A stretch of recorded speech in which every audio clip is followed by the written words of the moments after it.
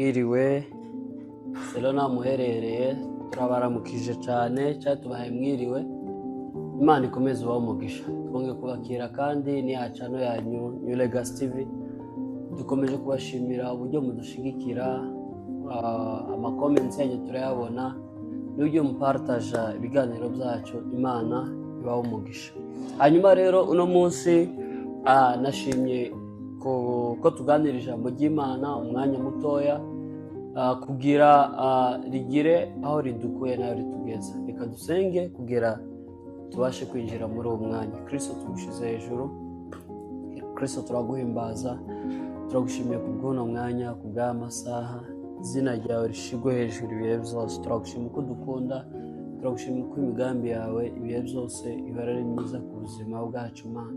Tweretse no mwanya tugiye kuganira na bene data, ubane natwe utugirire neza. Turasengeye abadukurikirana, turasengeye abadukurikirana ubu nyine, ugendere buri muntu wese Mana, babashe kugura amatwi y'umutima, babashe kumva impamagazi y'ijambo ryawe, abari mu ngeso mbi babashe guhinduka, abari mu nzira zawe bahinduke, babashe kugenda nk'uko bikwiye. Turagushimiye mu izina rya Yesu twizeye, amen. Hanyuma uno munsi turaganira ijambo nahaye umutwe rivuga ngo imbabazi z'Imana. Icyongereza kiravuga ngo the forgiveness of God. Turifashisha uno mugani Yesu Kristo yaciriye abigishwa biwe, umugani w'umwana w'ikirara.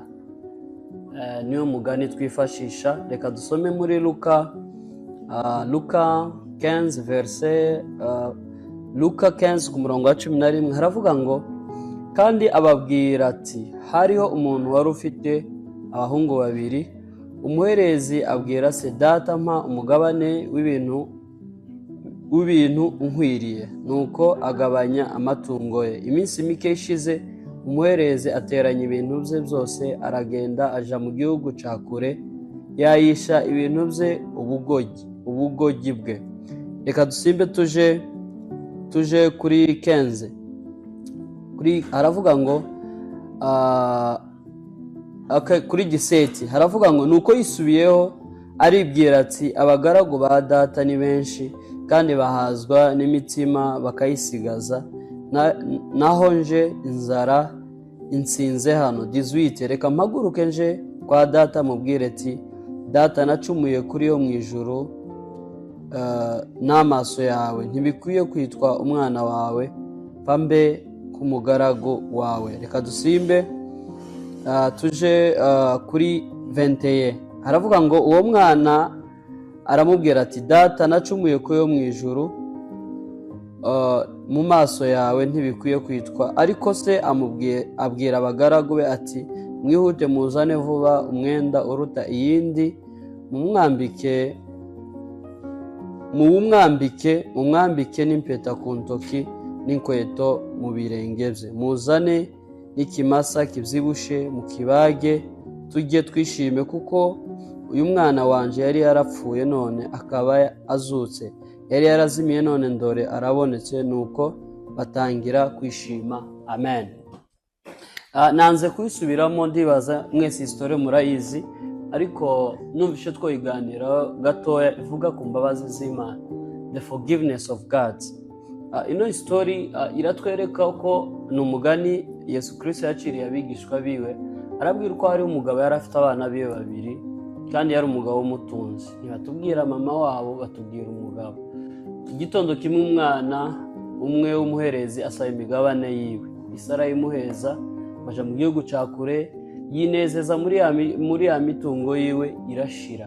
Imaze gushira, Bibiliya iratubwira aja gusaba akazi ko kuragira ingurube. Unumvire, umwana w'umutunzi aja kuragira ingurube. Ico ni ikintu gisobanura monde spirituel, gisobanura ikintu gikomeye cyane. Kubera inzara yifuza kuzasangira n'ingurube. Kurumva yifuzaga n'ibyo biryo ntiyabibonaga, yakaza byifuza bibonera kure ariko navyo ntabibona.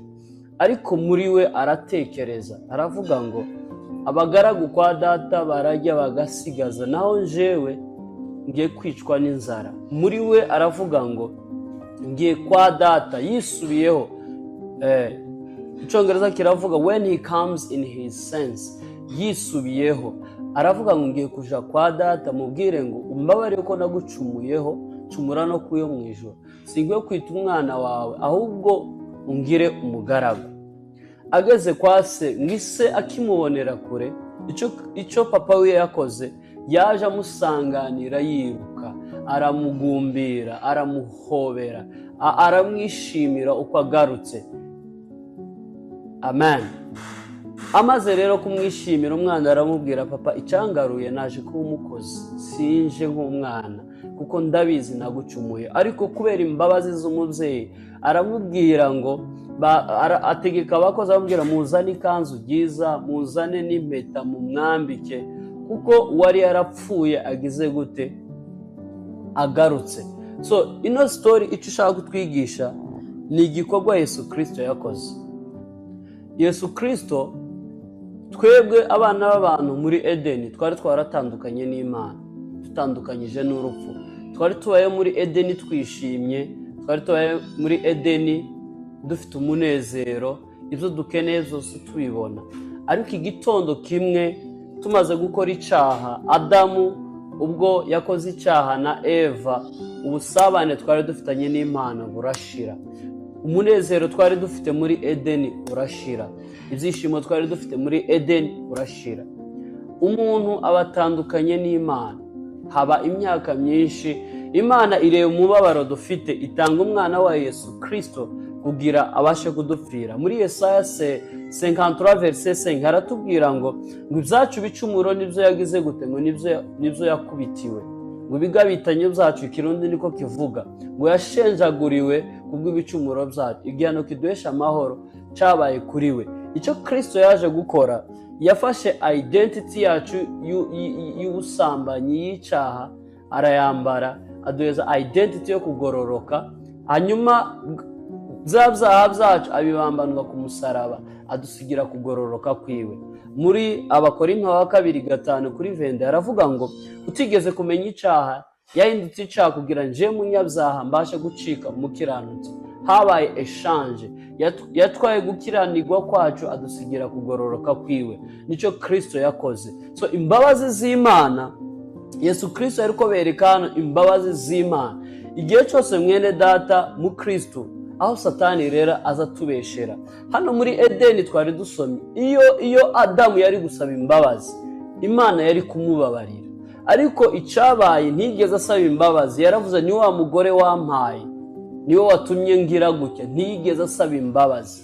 Ariko ino message nshaka kukubwira ngo iteka ryose nuba muri presence y'Imana, nukora icyaha gishobora kugukura muri presence y'Imana, reka nkubwire ngo nusaba imbabazi, Imana iteza amaboko yombi, Imana iri tayari kukwakira.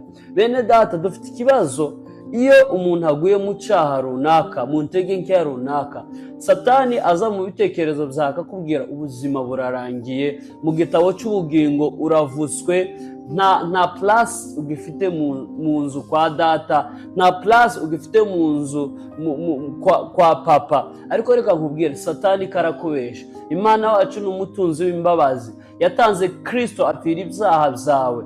Rero nubwo mu cyaha cyangwa mu ntege nke, icyo Imana igushakaho, ishaka ko witahure, ugaruke, repent your sin, usabe imbabazi. Usabe imbabazi. Nk'uyu muhungu yaritahuye, aravuga ngo yisubiyeho, when he comes to his sense, aravuga kuja kwa papa musabe imbabazi. Icyo papa wiwe yakoze, uno papa wiwe agaragaza image ya Kristo cyangwa image y'Imana.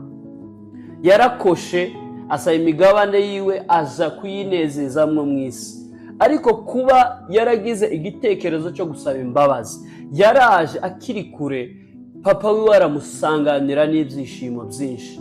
Habaye fete muri uru rugo rw'umupapa, kuko ngo wari wapfuye yagize gute, yagarutse. Natwe bene data, iyo twaguye mu ntege nke runaka, tukagaruka muri presence y'Imana, tukayisaba imbabazi, mu ijuru hazaba fete, uko wari wazimiye yagize gute, yongeye kugaruka. Bene data, hano mu isi dutuyemo, ni mu ntambara. hari igihe kimwe tugeraho tugasitara, ariko reka nkubwire, reka guherayo, garuka muri presence y'Imana, confess your sin. Niko ijambo ry'Imana ritubwira, twaturira n'ibyaha, we need to confess your sin, atura ibyaha byawe ku Mana, Imana izakubabarira. Bene data, nasomye ijambo rirambwiye, iyo umuntu ari muri Kristo Yesu aba yacitse icaremwe gishasha. Iyo usabye imbabazi ku Mana uba wacitse icaremwe gishasha, Imana irakubabarira. Ariko iki gusaba imaze kukubabarira nuko ugomba kugenda mu nzira zikwiye, nuko ugomba guhinduka, ugahindura imivugire yawe, imigendere yawe, imikorere yawe. Uno mwana w'ikirara wagarutse kwasi, isi yamwakire n'umunezero mwinshi n'ibyishimo byinshi, ariko above that, icyo papa wiwe expectingaho nuko uno mwana amwitezeho impinduka zikomeye, nuko amwitezeho guhinduka, nuko amwitezeho kuba mu buzima bwiza, nuko amwitezeho kuzakorana, nuko amwitezeho kudasubira muri cyaha yakoze, muri cya kintu yakoze. Rero abakristo benshi dufite muri kino gihe, Imana itunze imbabazi, kandi niko koko umuntu akora icyaha uno munsi agasaba imbabazi, ejo akagisubiraho. Ubwo si bwo buzima Kristo adushakaho. Kristo ashaka ko nugwa mu ntege nkeya, nucumbagira, nugwa ku kintu, ishaka ko nikubabarira ukiveho, uhinduke, use na Kristo, umuco w'isi, ugende nk'uko bikwiye, umunezeze muri byose. Bene data, reka mbabwire ngo the forgiveness of God is beyond our thinking. Imbabazi z'Imana ziri hejuru y'imitekerereze yacu, kandi imbabazi z'Imana zamaho ibihe byose. Ijambo ry'Imana rirambwira ngo yamadutegeye amaboko kugira ugaruka wese amwakire. Uno mupapa umwana wiwe yamwakire n'ibyishimo byinshi n'umunezero mwinshi. Mwene data, urashaka kuba uri muri ino eta mpaye mvugaho, hariho nka eta, hari icyaha kigize iminsi kikwizinzeho, hari isi y'umwijima ugize iminsi wawugenderamo, ariko ugasanga warakijijwe, wakiriye Yesu Kristo nk'umwami n'umukiza. Reka nkubwire ngo garuka mu isi y'umuco. Yesu Kristo arakurindiriye, aragutegereje kugira abasha kugukoresha ibikomeye, kugira abasha kugukoresha ibihambaye. Ino kanzu irakurindiriye, ino mpeta irakurindiriye. Garuka mu bwami bw'Imana, garuka mu isi y'umuco, garuka mu isi y'umunezero, garuka mu isi y'ibyishimo. Dufite abanyempano benshi, Satani yagiye yiba impano zabo, ibere ko batagifite ikibanza mu bwami bw'Imana. Ni ikinyoma cya Satani. Confess your sin, sabi imbabazi ku Mana, Imana ikubabarire, yongere igukoreshe ibihambaye, yongere igukoresha ibikomeye. Nta muntu wakoze ibyaha bikomeye nka Pawulo, ariko yarahindutse, Imana imukoresha ibikomeye. So mwene data, ino ni impamagazi y'Imana. Ndashaka kuba ari je wavuga, ariko ni Kristo wavugira muri jewe. Imbabazi z'Imana zamaye ibihe byose, tuze muri presence yayo, ari tayari kutubabarira. Nta cyaha kiremereye ku Mana, oya, nta cyaha kiremereye ku Mana. Yamenye amaraso kubw'ibyaha byacu byose, ngwino watura ibyaha byawe, Imana iri tayari kukubabarira. Nimba warakoze icyaha muri wowe uzumva ko kiremereye kuri wowe, ariko ku Mana ntikiremereye. Ngo ku Mana, Imana ikubabarire, igutegeye amaboko, iri tayari kukwakira mu rugo rwayo. So turangirije hano, nta majambo menshi dushaka kuvuga, ariko icyo tugusaba mwene data wowe dukurikirana, Imana ikeneye ko tugendera mu nzira zikwiye, tuyinezeze muri byose, ariko tumenye ko iteka ryose niducumbagira, nitugwa mu ngeso mbi, tugomba gusaba imbabazi, kandi imbabazi z'Imana ziri igihe cyose tuzikeneye. Imana ishaka ko tubabarira, ariko nimara kutubabarira ishaka ko tugendera mu nzira zikwiye, tugendera mu isi y'umuco. Nico Kristo adushakaho. Imana ibahe umugisha, Imana ibagiriye neza. Reka basengere kugira Imana, ijambo ry'Imana ribashe kuvugwa mu butaka bwiza, ribashe guhindura ubuzima bwacu. Kristo, turagushimiye kubwa rino jambo, turagushimiye ko wadukoresheje. Turasenze Mana, ureke rino jambo rihindure ubuzima bwacu, rihindure imitekerezo yacu Kristo, kugira tubashe kugaragaza umuco aho dutuye hose. Turakwereka baba dukurikirana, ndasengeye uno mushiki wanje, ndasengeye uno brother, ndasengeye uno muryango, ndasengeye uno mwene data uwo uca muri bino bintu, uwo uca muri buno buzima. Turasenze Mana abari kure babashe kugaruka muri presence yawe, bisubireho bagaruka imbere yawe, basaba imbabazi, kuko imbabazi zawe zamaho ibihe byose ku buzima bwacu. Haracyari ibisiringiro, haracyari ibisiri iyo tugarutse imbere yawe Mana ko ari ubuzima. Ndagushima uko rihinduye ubuzima bwacu, ndagushima uko rihinduye Mana ubuzima bw'ababa badukurikirana. Izina ryawe rishigwe hejuru, ni mu izina ryawe dusenze twizeye, amen. God bless you so much.